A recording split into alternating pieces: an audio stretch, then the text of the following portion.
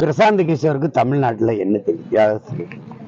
எத்தனை ஆறு, எத்தனை ஏரி, எத்தனை குளம், எத்தனை சமூக மக்கள், அந்தந்த சமூக மக்களுக்கு இருக்கிற பிரச்சனை என்ன? அவர் தானே சார் அரசியல் கட்சி நம்புறாங்க.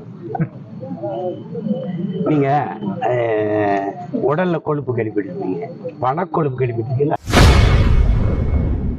இந்த நாட்டை சிறப்புற ஆட்சி செய்த எங்க முன்னோர்கள் எல்லாம் விவித வகுப்புல எங்க தாத்தா பெருந்தலைவர் காமராஜரோ அல்லது பேரறிஞர் அண்ணா போன்ற பெருந்தகைகளோ, அதுக்கு முன்னாடி இருந்த குமாரசாமி, நம்ம தாத்தாக்கள், நம்ம தாத்தா ஓமந்து ராமசாமி ரெட்டியார், இவங்கெல்லாம் இப்படி விவ வகுப்பாளர்களை வச்சுக்கிட்டு என் நாடு, என் மக்கள், என் நிலம், என் காடு, என் மலை, இதுல எதை எப்படி செஞ்சா சரி வரும்னு தெரியாத நான் அப்புறம் இந்த வேலைக்கு ஏன் வரணும்?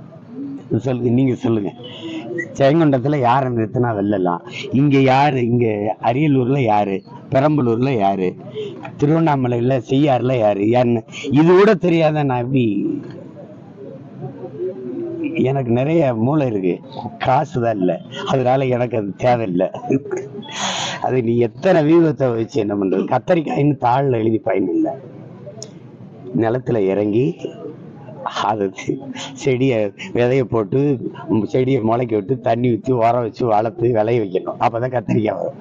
இங்க மேசையில் உட்காந்து கத்தரிக்காய் சோரக்காய் அப்படின்னு எழுதி பயன் இல்லை. அது ஒரு சிலருக்கு அது இப்ப ஒரு குறிப்பிட்ட காலமா இந்த நோய் வந்துச்சு. பிரசாந்த் கிஷோருக்கு தமிழ்நாட்டுல என்ன தெரியும்? எத்தனை ஆறு, எத்தனை ஏரி, எத்தனை குளம், எத்தனை சமூக மக்கள், அந்தந்த சமூக மக்களுக்கு இருக்கிற பிரச்சனை என்ன? அவர் தானே சார் அரசியல் கட்சி நம்புறாங்க. நீங்க உடல்ல கொழுப்பு கழிப்பிடுறீங்க, பணக்கொழுப்பு கழிப்பிட்டீங்களா? இதை சொல்ல வாய்க்கொழுப்பு அதிகம் அப்படின்னு சொல்லுவாங்க பார்த்தீங்களா? இந்த கொழுப்பு அதிகம், அந்த கொழுப்பு, அது மாதிரி பணக்கொழுப்பு அதிகமா இருந்தா இதெல்லாம் தேவைப்படும். அது நம்ம அதை பத்தி பேசி காலத்தை நேரத்தை வீணடிக்க வேணாம். வேற ஏதாவது செய்தி தேவைப்படுதா? செய்திகளை உள்ளது உள்ளபடி தெரிந்து கொள்ள ரெஃப்ளெக்ட் நியூஸை சப்ஸ்கிரைப் பண்ணுங்க.